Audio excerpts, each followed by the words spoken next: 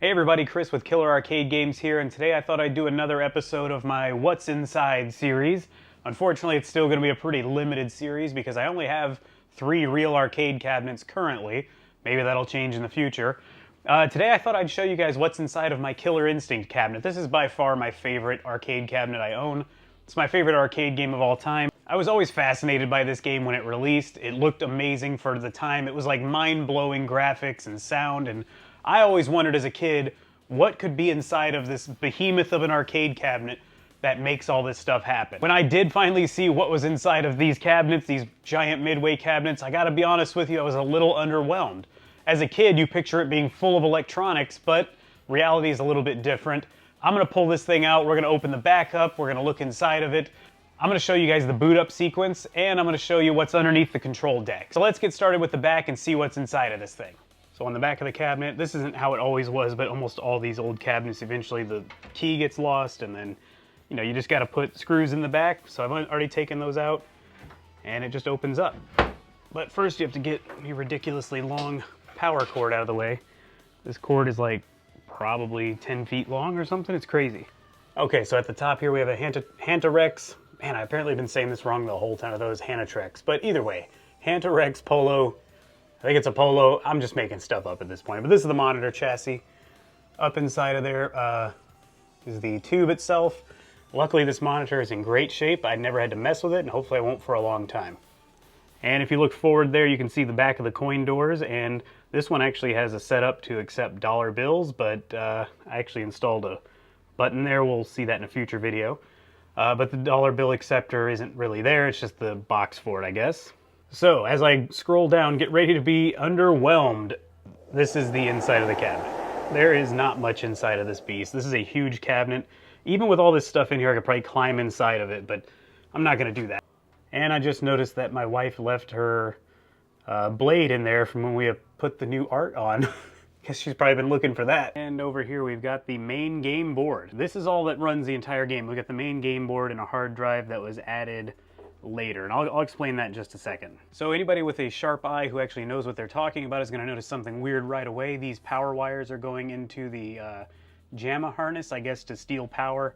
That way they could power this aftermarket hard drive. I don't love this setup, but it hasn't caused any problems, so I'm kind of leaving it alone. I do have a flash kit ordered, and it's actually already here. I'm just going to install it at a later date. I figure I'll run off the old hard drive a little bit longer.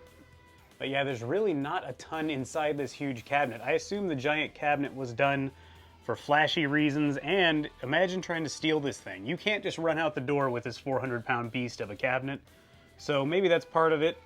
But Midway sure had style when they made these cabinets, and I love them. They're iconic.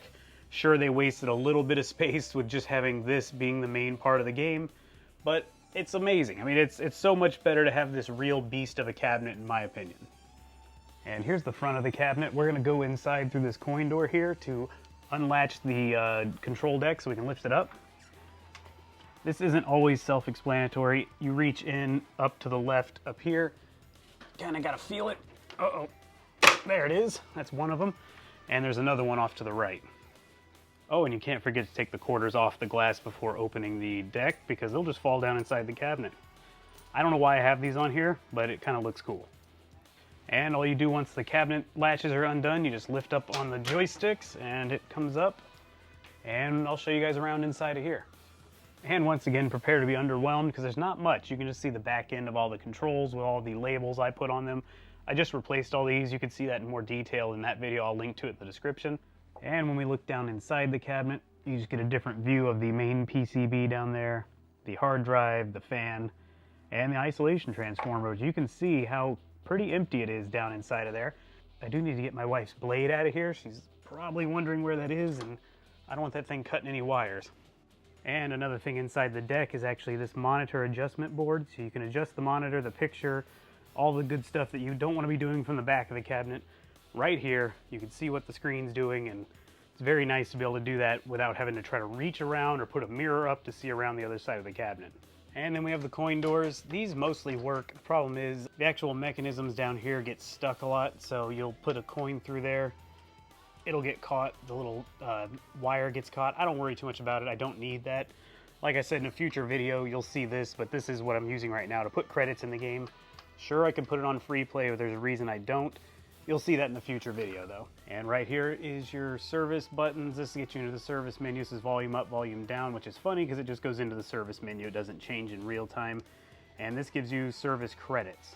When you press this button, it's not going to rack up on the counter that's inside of the coin box. So if you're an arcade operator and you want to be able to give somebody a credit who claims their coin was stolen, but you don't want to rack up and throw off your numbers on the meter that's down below here, press this. The game will not count it as an actual coin being put in.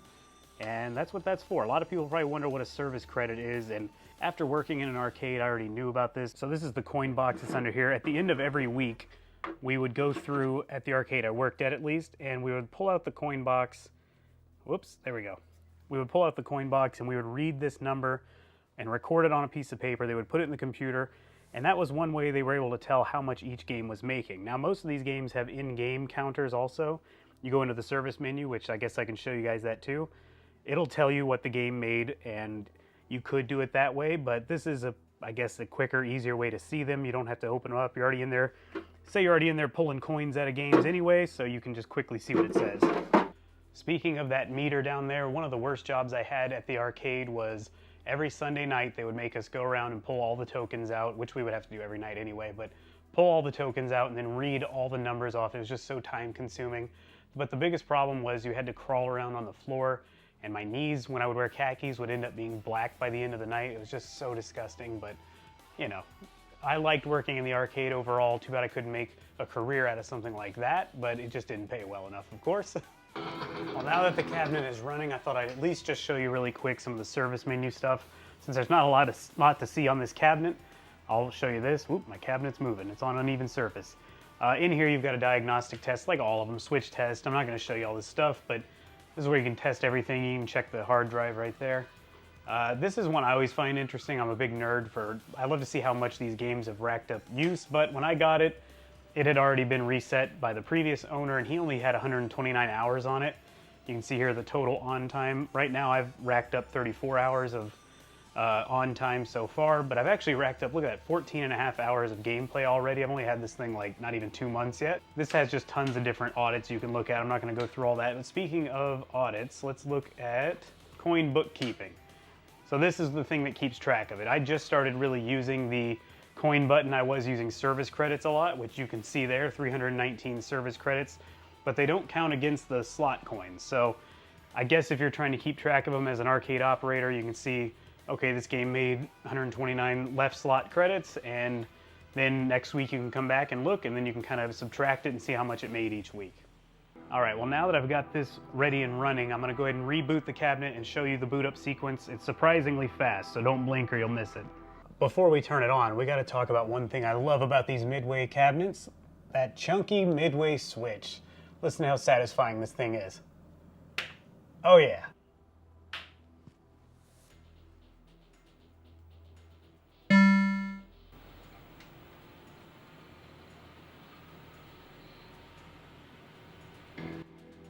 And there you have it. It's just that blue screen rolls down slowly. I think it's waiting on the hard drive to boot up because you can hear the hard drive getting going. And then the game just starts playing. So it's actually the fastest booting arcade I have so far. Well, that's all for this video. That's what's inside Killer Instinct, the real arcade cabinet. I've already done the San Francisco Rush the Rock cabinet. I'll leave a link to that in the description or at the end of this video if you want to check that one out. I think those are a little more exciting because there's a lot more inside of those cabinets. Also, I'm going to do my Hydro Thunder cabinet next. Once the cabinet's fixed, at least, the monitor had a flyback blowout on it right after it was put in, so luckily the seller replaced the flyback for me for free. And I've just got to have Jojo from the Wicked Arcade come by and install it for me because he's a super nice guy and is willing to help me out with that stuff. And we'll be back up and running. All 3 cabinets will be back up and running, hopefully, unless something else is wrong with that other flyback they sent, but we'll see. Once that cabinet's up and running, though, I'll record another What's Inside to show you what's going on in that cabinet also. I hope you enjoyed this video. I hope you found it interesting, and if you did, please give it a thumbs up. Consider subscribing for more arcade content. Leave me a comment letting me know if you were underwhelmed or still excited to see what was inside the Killer Instinct. I think it's shocking to some people who probably assume this thing's full of electronics when it's really just a giant open cabinet for the most part. But let me know what you guys think in the comments, and I guess I'll see you guys on the next video. Thanks for watching. I almost forgot, you gotta put the quarters back on the glass.